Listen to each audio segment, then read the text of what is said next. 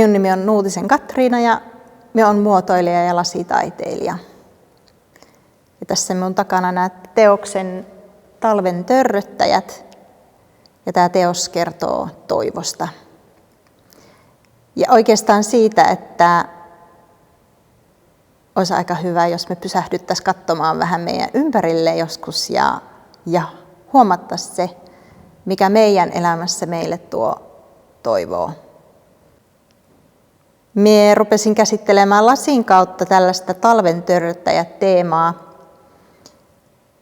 Mie näen niissä jotain tosi erityistä ja tosi viehättävää ja kaunista. Ne kaikesta rännästä ja tuulesta ja tuiskusta huolimatta keskellä lumihankea törröttää.